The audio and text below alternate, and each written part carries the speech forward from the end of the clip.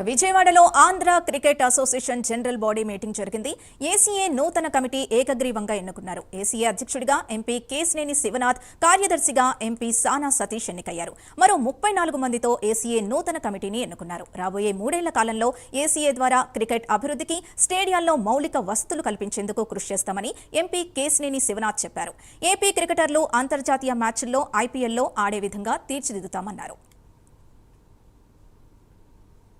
అందరూ కూడా రోజు రోజుకి అక్కడ ఏపీఎల్కి ప్రేక్షక ఆదరణ పెరుగుతుంది. మ్యాచ్లు కూడా బాగా జరుగుతున్నాయి.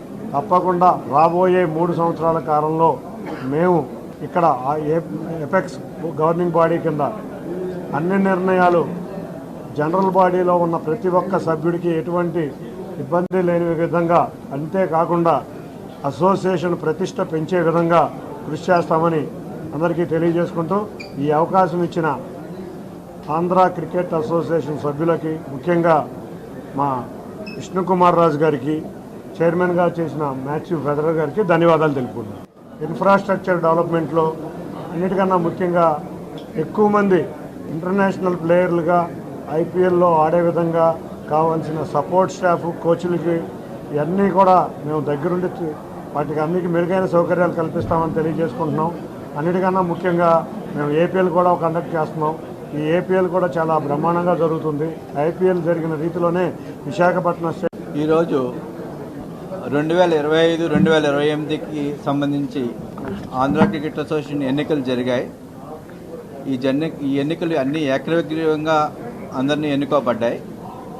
కానీ ఒక వైస్ ప్రెసిడెంట్ ఎలక్షన్ మాత్రం ఆగింది. ఒక నెల రోజుల లోపల ఆ వైస్ ప్రెసిడెంట్ ఎలక్షన్ జరిపి తీరుతాము. దీనికోసం వచ్చే special general body meeting September 15 పెట్టడం నిర్ణయించింది. ఆ రోజున వైస్ ప్రెసిడెంట్ ఎలక్షన్ జరుగుతుంది.